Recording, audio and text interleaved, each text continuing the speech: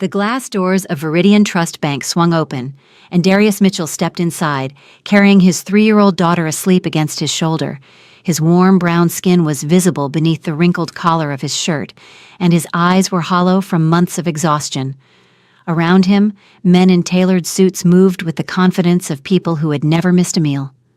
Darius approached the VIP counter, his dark brown hand trembling as he pulled out a worn bank card, the only thing his wife Simone left behind before she died. His voice barely rose above a whisper. "I just want to see my balance." No one knew what that card contained, not even him. Darius had not slept more than 4 hours in a single night for 2 months. His daughter, Amara, woke at unpredictable hours, crying for her mother. He would hold her in the dark, whispering that everything would be okay, even though he did not believe it himself. The rent was 3 weeks overdue. The refrigerator held a carton of milk, 2 eggs, and half a loaf of bread. He had learned to skip lunch so Amara could have dinner. Before the illness took her, his wife Simone had worked as a medical assistant at a clinic downtown. Darius had been a freight coordinator at a shipping company, but after Simone's diagnosis, he quit to care for her. The bills piled up faster than he could count. Insurance covered some of it. The rest became debt that followed him like a shadow. Simone died on a Tuesday morning. The hospice nurse had left an hour earlier. Darius sat beside the bed holding her hand, and Amara slept in the next room. Simone's voice was so faint he had to lean close to hear her. "Keep the card," she whispered, her fingers curling weakly around his. "Don't lose it. Promise me." He promised. He did not ask why. There was no time left for questions. After the funeral, Darius found the card in Simone's jewelry box, tucked inside a small envelope with his name written on the front. It was a plain bank card, scratched and faded with the logo of Viridian Trust Bank embossed in silver. He had never seen it before. He turned it over in his hands, confused, but he kept it. He put it in his wallet and did not think about it again. 2 months later, he was standing in the cramped kitchen of their apartment, staring at an eviction notice taped to the door. Amara sat on the floor nearby, playing with a stuffed rabbit that had lost one of its ears. Darius's hands shook as he read the letter. He had 5 days to pay or they would lose the apartment. That night, after Amara fell asleep, he emptied his wallet onto the kitchen table, $362, a grocery receipt, a photo of Simone, and the card. He picked it up and stared at it. He had no idea if there was anything on it. Simone had been sick for so long, drowning in medical expenses. There was no reason to think she had saved money, but she had told him to keep it. She had made him promise. The next morning, he dressed Amara in the cleanest clothes she had and carried her on his shoulder. She was small for 3 years old, light enough that he barely noticed the weight anymore. He took the bus downtown, counting stops, watching the city grow taller and shinier through the window. By the time they reached the financial district, Amara had fallen asleep against his neck. Viridian Trust Bank stood on the corner of 5th and Maple, a building of glass and steel that reflected the sky. Darius had walked past it before, but never gone inside. It was the kind of place where people wore watches that cost more than his monthly rent. He hesitated at the entrance, his reflection staring back at him from the polished glass. Darius saw a black single dad in his early 30s staring back. His shirt was wrinkled, his shoes were scuffed. Amara's hair, a cluster of tight, dark curls, was tangled because he had forgotten to brush it that morning. He pushed the door open and stepped inside. The lobby was enormous with marble floors and a chandelier that looked like it belonged in a palace. A woman in a navy suit passed him without a glance, heels clicking sharply against the stone. No one looked at Darius. No one looked at Amara asleep on his shoulder. He walked to the main counter, where a young woman with dark hair and kind eyes glanced up from her computer. Her name tag read, Elena. "Good morning," Elena said warmly. "How can I help you?" Darius shifted Amara's weight on his shoulder and pulled the card from his pocket. He set it on the counter, his hand still trembling slightly. "I need to check the balance on this," Darius said quietly. Elena picked up the card and swiped it through the machine. She frowned, then swiped it again. The screen blinked, but did not respond. "Hold on just a moment," Elena said. She typed something into her computer, then tilted her head, her frown deepening. "This card is flagged for internal access only. I'll need to take you to the VIP services area." Darius blinked. "VIP," Elena smiled gently. "It's just a different system. Follow me." She led him through a set of frosted glass doors into a quieter section of the bank. The walls were lined with dark wood, and the furniture looked like it cost more than everything Darius owned. A few clients sat in leather chairs speaking in low voices to consultants in expensive suits. Elena gestured toward a desk near the back. "Wait here. I'll get someone to help you." Darius sat down carefully, adjusting Amara so she could rest more comfortably. He glanced around, feeling the weight of eyes on him. A man in a pinstripe suit glanced over, then looked away with barely concealed disdain, a clear reminder of the kind of space he was occupying. Then the door to a private office opened, and a woman stepped out. She was younger than Darius expected, maybe in her early 30s, with sharp features and hair pulled back into a sleek ponytail. She wore a black blazer and heels that made her footsteps sound like a judge's gavel. Her eyes swept over Darius, taking in his wrinkled shirt, his sleeping daughter, the exhaustion written across his face. Her expression did not change, but something cold flickered in her gaze. Elena approached her and spoke quietly, handing over the card. The woman glanced at it, then at Darius, and her lips curved into something that was not quite a smile. She walked over, her heels sharp against the floor. "I'm Victoria Hale, Senior Account Manager. Elena tells me you need help with this card." Darius nodded. "I just want to check the balance." Victoria's eyebrow arched slightly. "You don't know the balance?" "No," Darius admitted. "My wife left it for me before she passed. I've never used it." Victoria's expression remained neutral, but there was a faint trace of amusement in her eyes, the kind that people wear when they think they already know the punchline. She took the card from Elena and returned to her desk. Darius followed, still holding Amara. Victoria sat down and gestured for Darius to sit across from her. He did carefully, as if the chair might break under him. She inserted the card into her terminal and began typing. "So," Victoria said without looking up, "you've been carrying around a card for 2 months and never once thought to check what was on it." Darius's jaw tightened. "I didn't think there was anything on it." Victoria's fingers flew across the keyboard. "Then why come in now?" Darius's voice was quiet. "Because I'm out of options." Victoria glanced up at him, her eyes cool and assessing. "I see." She returned her attention to the screen. The system took longer than usual to load, and for a moment the only sound was the faint hum of the air conditioning. Darius watched her face, trying to read her expression, but she gave nothing away. Then the screen changed. Victoria froze. Her fingers stopped moving. Her eyes widened just slightly, and the color drained from her face. She leaned forward, staring at the monitor as if it had shown her something impossible. Darius's heart began to pound. "What is it?" Victoria did not answer. She blinked, then looked at the screen again, as if expecting the numbers to change. Her hand moved to the mouse, clicking through several tabs, her movements faster now, almost frantic. Elena, standing nearby, noticed the shift. "Miss Hale, is everything okay?" Victoria's voice came out strained, barely controlled. "Get Mr. Phillips." Elena hesitated. "Mr. Phillips is in a meeting now." Victoria snapped. Elena hurried away. Darius leaned forward, his pulse racing. "What's wrong? Is there a problem with the card?" Victoria finally looked at him, and for the first time since he had entered the bank, there was no condescension in her eyes, only shock and something else. Fear. "Mr. Mitchell," Victoria said slowly, as if choosing each word carefully. "When was the last time you spoke to your wife about her finances?" Darius's throat tightened. "She never talked about money. We were barely scraping by. I don't understand." Victoria turned the monitor toward him. Darius stared at the screen. At first, the numbers did not make sense. They were too large, arranged in a way that seemed impossible. He blinked, trying to process what he was seeing. The balance read $78,423,650. Darius's breath caught. His vision blurred. He gripped the edge of the desk to steady himself. "That can't be right," he whispered. Victoria's voice was flat. "The system doesn't make mistakes like this." Darius shook his head, his mind spinning. "There's no way. Simone worked at a clinic. We had nothing. We couldn't even afford her treatment." "Then where did this come from?" Victoria demanded, her composure cracking.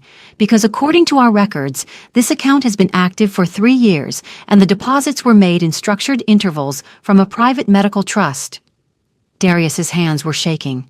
Amara stirred on his shoulder, her small hand clutching his shirt. He held his black daughter tighter, as if she were the only real thing left in the world. "I don't know," he said hoarsely. "I don't know anything about this." Victoria stared at him, her expression unreadable. Around them, the VIP lounge had gone silent. Other clients had noticed the commotion, their conversations dying as they turned to watch. Victoria leaned back in her chair, her fingers drumming once against the armrest. Her voice dropped to a murmur, almost to herself. 78 million, she said quietly, and he didn't even know. Darius looked down at Amara, her face peaceful in sleep. Unaware of the storm unfolding around them, his mind raced, trying to understand.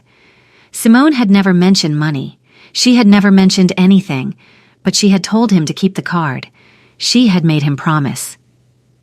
And now, sitting in this cold, glittering bank, Darius realized that his life had just changed in a way he could not control, in a way he did not understand, and he had no idea what came next. Darius could not move. The number on the screen stared back at him, cold and impossible. $78,423,650. He read it again, slower this time, as if reading it differently might change what it said. It did not. Amara shifted against his shoulder, her breath warm on his neck. He adjusted his grip on her automatically, his body moving while his mind stayed frozen. Victoria was watching him with an expression he could not decipher. Suspicion, maybe, or disbelief. She leaned forward slightly, her fingers laced together on the desk. "Mr. Mitchell," Victoria said carefully, "I need you to be very honest with me right now. Do you have any idea where this money came from?" Darius shook his head. His voice came out rough. "No, I told you. Simone never said anything about this." Victoria's eyes narrowed. "Your wife worked at a medical clinic. You were a freight coordinator. Neither of those jobs would generate this kind of wealth." "I know that," Darius said, his frustration breaking through. "I know it doesn't make sense, but I'm telling you the truth. I didn't even know this account existed until today." Victoria studied him for a long moment, her jaw tight. Then she turned back to her computer and began typing rapidly. Her eyes scanned the screen, moving quickly from one section to another. Behind them, the other clients in the VIP lounge were no longer pretending not to watch. A man in a gray suit leaned over to whisper something to the woman beside him. Another client pulled out his phone, glancing between Darius and the screen in his hand. Darius felt the weight of their stares. He had walked into this bank, hoping for maybe a few hundred, enough to buy groceries and keep the lights on for another month. Now he sat at the center of something he did not understand, surrounded by people who thought he was either a liar or a fool. Victoria's voice cut through his thoughts. The account was opened 3 years ago. The deposits started 6 months after that. They came in irregular intervals, always from the same source, a private medical trust called the Harmon Family Foundation. Darius frowned. "I've never heard of that." Victoria's fingers kept moving across the keyboard. "The foundation is a charitable trust established by the Harmon family in 2008. They fund medical research and provide compensation for bone marrow and organ donors." She looked up at him, her expression sharp. "Does that mean anything to you?" Darius's mind raced. Simone had never mentioned donating anything. She had been healthy until the cancer, and even then she had been too sick to think about anyone but Amara. He tried to remember if she had ever talked about a medical procedure, a donation, anything that might explain this. "Nothing comes. I don't know," Darius said quietly. "She never told me about any of this." Victoria's lips pressed into a thin line. She clicked through several more screens, then stopped. Her eyes widened slightly, and she sat back in her chair. "What?" Darius asked, his heart pounding. "What is it?" Victoria did not answer immediately. She stared at the screen, her expression unreadable. Then she looked at Darius, and for the first time the coldness in her eyes softened just slightly. "Your wife Simone donated bone marrow," Victoria said quietly. 4 years ago. The recipient was a child, the Harmon family's son. Darius felt the air leave his lungs. "What?" Victoria turned the monitor toward him again. The screen showed a scanned document, old and slightly faded, with Simone's signature at the bottom. The date was 4 years earlier.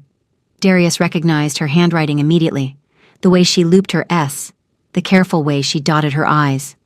"She didn't want you to know," Victoria said, her voice softer now.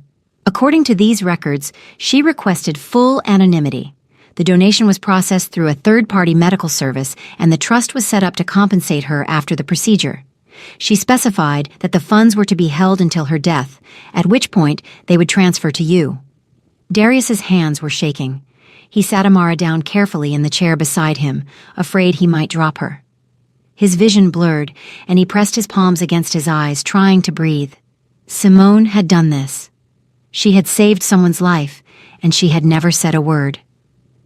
Why wouldn't she tell me? Darius whispered more to himself than to Victoria. Victoria's voice was quiet. Maybe she didn't want you to feel indebted, or maybe she didn't want you to worry. Darius looked down at his hands. They were rough, calloused from months of hauling boxes and scrubbing floors, doing whatever work he could find to keep Amara fed. Simone had been dying, drowning in medical bills, and the entire time she had been sitting on a fortune that could have saved them both, but she had chosen not to touch it. She had chosen to leave it for him. Darius felt something twist in his chest, a mixture of grief and gratitude and anger he could not name. He wanted to scream. He wanted to cry. He wanted to ask her why, but she was gone, and he would never get an answer. Elena returned, followed by a tall man in his 50s with silver hair and a suit that looked like it cost more than Darius's car. His name tag read James Phillips, Senior Vice President. Phillips approached the desk, his expression calm but curious. "Miss Hale, what seems to be the issue?" Victoria stood and gestured toward the screen. Phillips leaned over, his eyes scanning the monitor. His eyebrows lifted, and he glanced at Darius, then back at the screen. "I see," Phillips said slowly. He straightened and extended a hand toward Darius. "Mr. Mitchell, I'm James Phillips. I understand this has been a surprising morning for you." Darius shook his hand weakly. "That's one word for it." Phillips nodded and took a seat beside Victoria. "Before we proceed, I need to verify a few things. This account is legitimate, but given the circumstances, we need to ensure everything is in order. Miss Hale, pull up the trust documentation." Victoria's fingers moved quickly across the keyboard. A new document appeared on the screen, dense with legal text. Phillips leaned forward, reading silently. Darius watched him, his stomach churning. After a long moment, Phillips sat back. Everything appears to be in order. The trust was established by the Harmon Family Foundation, and the beneficiary is listed as Simone Mitchell, with instructions to transfer the full balance to Darius Mitchell upon her death. The death certificate was filed 2 months ago, which triggered the transfer protocol. Darius's throat tightened. "So, it's real." Phillips nodded. "It's real." Victoria's voice was tight. "Mr. Phillips, with all due respect, this is highly irregular. The account has been dormant for years, and now it suddenly activates with a balance of $78 million. We need to conduct a full audit before—" Phillips held up a hand. "Miss Hale, I understand your concerns, but this is not a fraudulent account. The Harmon Family Foundation is one of the most reputable charitable organizations in the country. If they established this trust, it was done legally and with full transparency." Victoria's jaw tightened, but she said nothing. Darius could see the conflict in her eyes. She had misjudged him, and now she was faced with the reality that he was not who she thought he was. Phillips turned to Darius, his expression kind. "Mr. Mitchell, I know this is overwhelming. You're welcome to take some time to process this.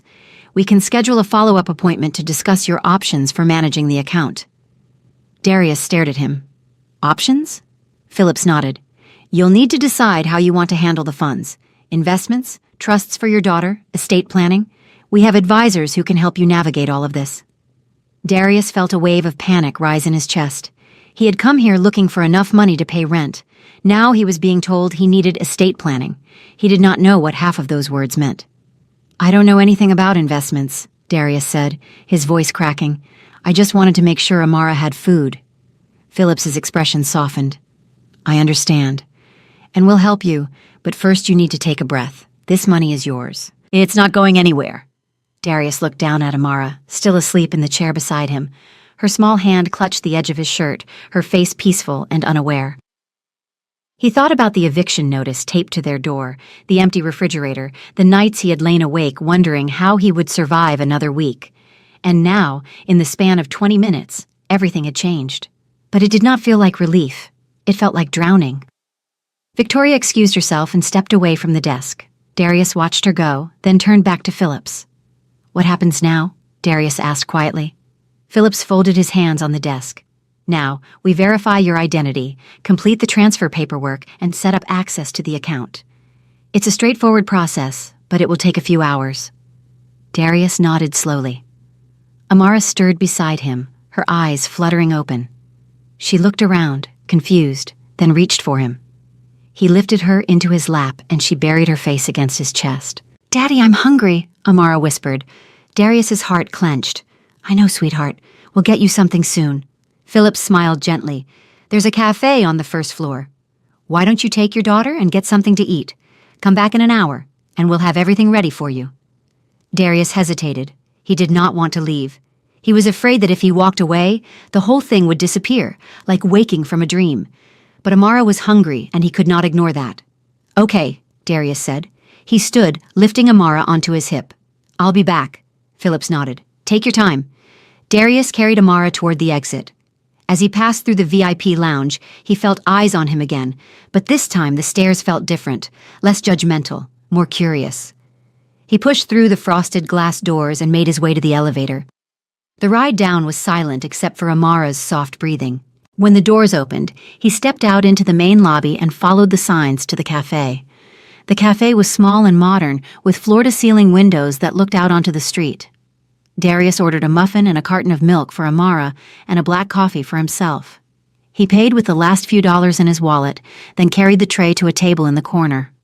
Amara ate slowly, her small hands tearing the muffin into pieces. Darius watched her, his mind spinning. He thought about Simone lying in that hospital bed, telling him to keep the card. He thought about the nights she had stayed awake, staring at the ceiling, her face pale and drawn. He had thought she was thinking about death, but maybe she had been thinking about this, about him, about Amara. She had fought for them even when she knew she would not be there to see it. Darius felt tears prick at the corners of his eyes. He blinked them away quickly, not wanting Amara to see. But the weight of it was too much. The grief, the guilt, the overwhelming sense that he did not deserve this. Simone had given everything and he hadn't even known. Amara looked up at him, her face smeared with crumbs. "Daddy? Why are you sad?" Darius forced a smile. "I'm not sad, sweetheart. I'm just thinking about Mommy." Amara's face brightened. "Mommy's in heaven." Darius nodded. "Yeah, she is." Amara reached out and patted his hand with her small, sticky fingers. "It's okay, Daddy. Mommy said you're really strong." Darius's throat tightened. He pulled Amara into his arms and held her close, burying his face in her hair. She smelled like milk and sugar and something faintly floral, a scent that reminded him of Simone. "I love you, Amara," Darius whispered. "I love you too, Daddy," Amara said, her voice muffled against his chest. They sat there for a long time holding each other in the corner of the cafe while the world moved on around them. When they returned to the VIP lounge, Elena was waiting for them. She smiled warmly and gestured toward Victoria's office. "Miss Hale and Mr. Phillips are ready for you," Elena said. Darius nodded and carried Amara back through the frosted glass doors. Victoria and Phillips were both seated at the desk, a stack of papers spread out in front of them. Victoria's expression was unreadable, but there was a tension in her shoulders that had not been there before. Phillips stood and gestured for Darius to sit. "Mr. Mitchell, we've completed the verification process. Everything is in order. All we need now is your signature on a few documents and the account will be fully transferred to your name." Darius sat down slowly, Amara perched on his knee. He stared at the papers in front of him, the words blurring together. Transfer of assets, beneficiary designation, estate authorization. He could not breathe. "I don't know if I can do this," Darius said quietly. Phillips frowned. "What do you mean?" Darius's hands were shaking. "I don't know how to handle this. I don't know what I'm supposed to do with $78 million. I can't." His voice broke. "I can't be that person." Victoria's eyes flickered with something he could not name. She leaned forward, her voice careful. "Mr. Mitchell, this money is yours. Your wife wanted you to have it." "But I didn't earn it," Darius said, his voice rising. "She did. She's the one who saved that kid's life. She's the one who went through the procedure. I didn't do anything. I was just—" He stopped, his throat closing. "I was just there." Amara looked up at him, her eyes wide with confusion. "Daddy." Darius pulled her closer, his chest heaving. He felt like he was falling, like the ground had disappeared beneath him, and there was nothing left to hold on to. Victoria stood and walked around the desk. She knelt down in front of Darius, her eyes level with his. For the first time since he had met her, there was no coldness in her gaze, only something raw and honest. "Mr. Mitchell," Victoria said quietly, "your wife didn't leave this money for you because you earned it. She left it because she loved you, because she wanted to make sure you and your daughter would be okay after she was gone." Victoria's voice softened. "That's not something you have to deserve. That's just love." Darius stared at her, his vision blurred with tears. Amara wrapped her arms around his neck, holding him tight. "I miss her," Darius whispered. Victoria's expression cracked just slightly. "I know." Darius closed his eyes and let the tears fall. He held Amara against his chest and let himself break just for a moment in the middle of that cold, glittering bank. And when he finally opened his eyes again, Victoria was still there, kneeling in front of him, her hand resting gently on his arm. "You don't have to do this alone," Victoria said softly. "Let us help you." Darius looked down at Amara, her small face pressed against his shoulder.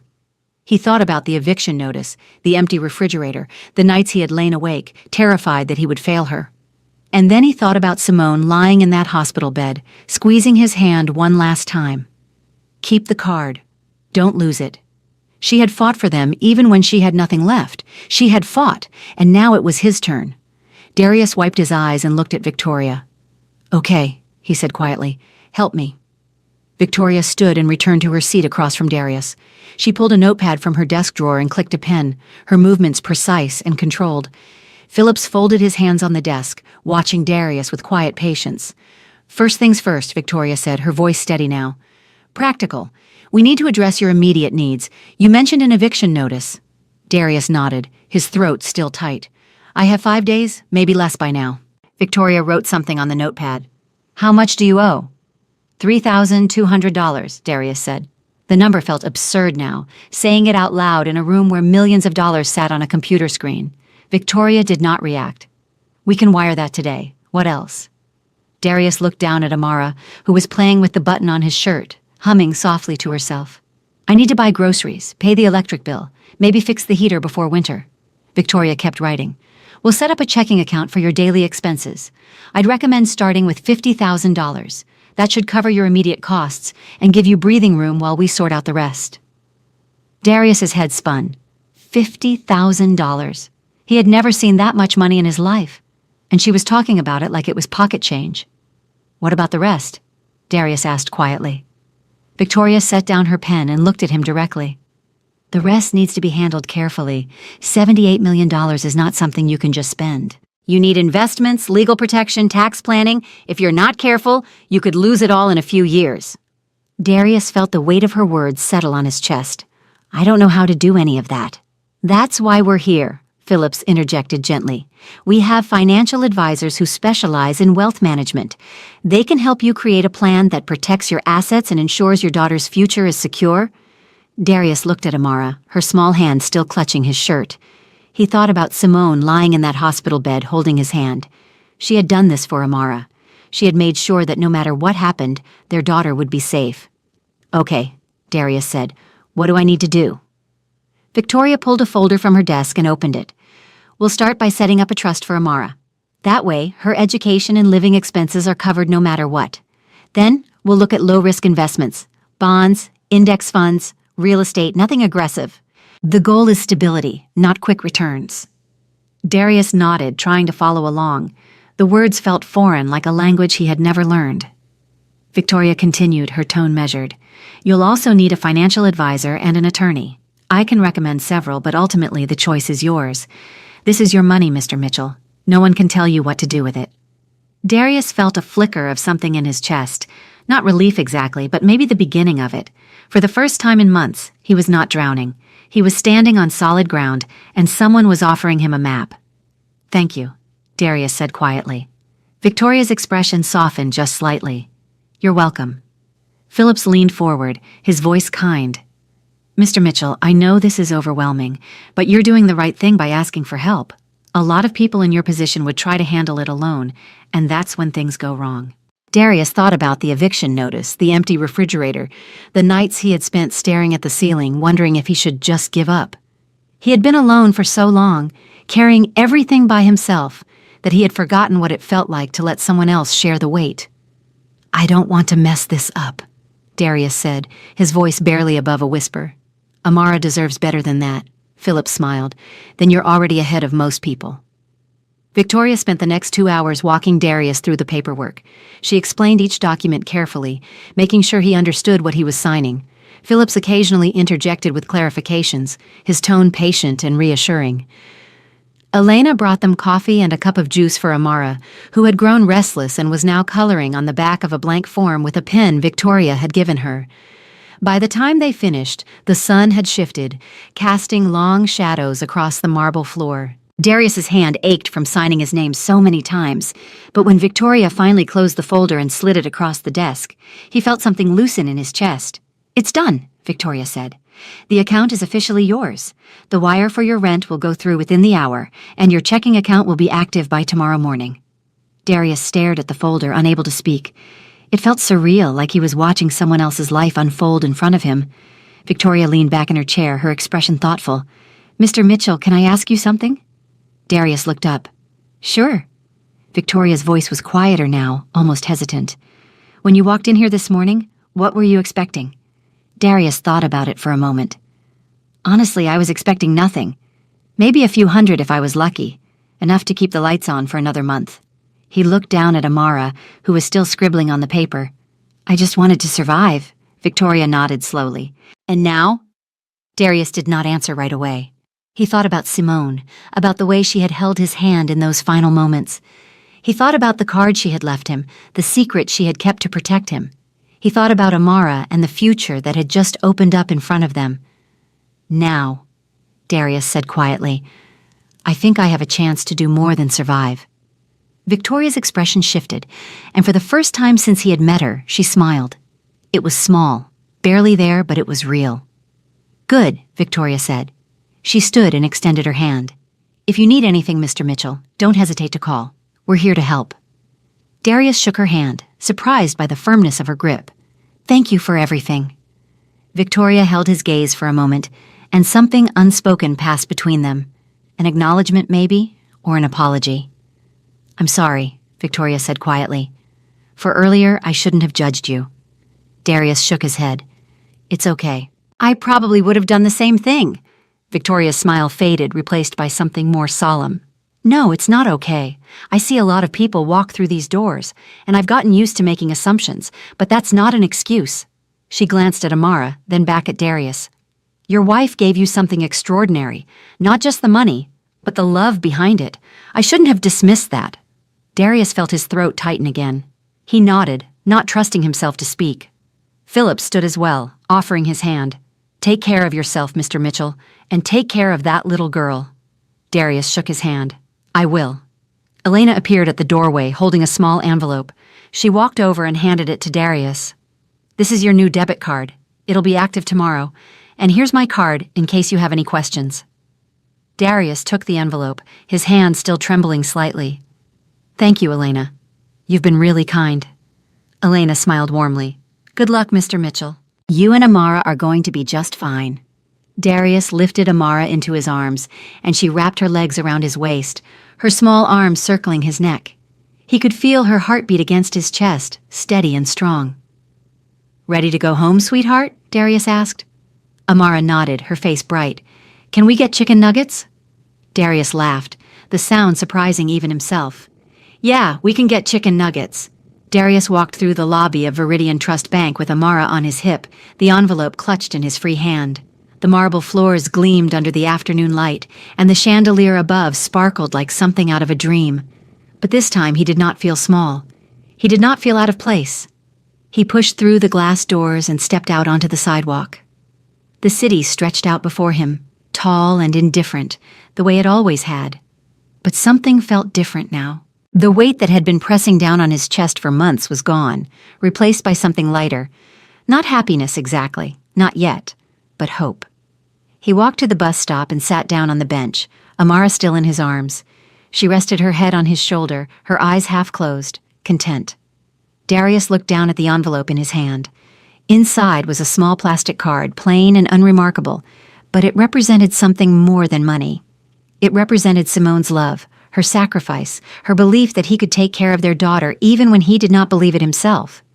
He thought about the last time he had seen her lying in that hospital bed, her hand cold in his. She had looked at him with so much trust, so much faith, that it had broken his heart. And now he understood. She had not been saying goodbye. She had been saying, "I'll take care of you even when I'm gone." Darius pressed the envelope against his chest and closed his eyes. "Thank you, Simone," he whispered. "I promise I won't let you down." Amara stirred against him, her small voice sleepy. "Daddy, are we going home?" Darius opened his eyes and looked down at her. "Yeah, sweetheart, we're going home." The bus pulled up a few minutes later, its brakes hissing as it came to a stop. Darius stood and carried Amara on board, swiping his card at the reader. The driver nodded at him, and Darius made his way to a seat near the back. As the bus pulled away from the curb, Darius looked out the window at the city passing by. The buildings, the people, the noise. It was all the same as it had been this morning. But he was not. He thought about the future now, something he had not allowed himself to do in a long time. He thought about finding a better apartment, one with a yard where Amara could play. He thought about enrolling her in a good school, one with art classes and field trips. He thought about taking her to the beach maybe, or to see the mountains, places Simone had always wanted to go, but never had the chance. He thought about living instead of just surviving. The bus rumbled on, carrying them through the city, past the glittering towers and the crowded streets, and for the first time in a long time, Darius felt like he could breathe. Amara was asleep by the time they reached their stop. Darius carried her off the bus and up the cracked sidewalk to their building. The paint was still peeling. The stairs still creaked, but when he unlocked the door and stepped inside, the apartment felt different, warmer somehow, like it was not just a place to hide anymore. He laid Amara down on the couch and pulled a blanket over her. She curled up beneath it, her face peaceful, her small hand tucked under her cheek.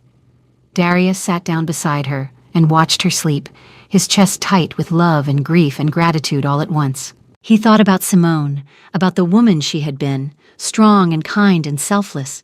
She had given him everything, even when she had nothing left to give. And now it was his job to honor that, to take care of their daughter, to build the life Simone had dreamed of but would never see. Darius reached into his pocket and pulled out the old worn bank card. He turned it over in his hands, running his thumb across the scratched surface. It was just a piece of plastic, but it had changed everything. He stood and walked to the small table by the window. He opened the drawer and placed the card inside next to the photo of Simone he kept there. Her face smiled up at him, frozen in a moment of happiness he could barely remember now, but he held on to it the way he held on to everything she had left behind. "I love you, Simone," Darius whispered, "and I'm going to make you proud." He closed the drawer and turned back to Amara, still asleep on the couch. The eviction notice was still taped to the door, but it did not matter anymore. Tomorrow, he would pay it. Tomorrow, he would start over. Tonight, he would just sit here in the quiet of their small apartment and hold on to the only thing that mattered, his daughter, and the memory of the woman who had saved them both. Outside, the sun dipped below the horizon, casting the city in shades of gold and orange. And inside, Darius sat beside his daughter, watching her sleep, and let himself believe that maybe, just maybe, everything was going to be okay.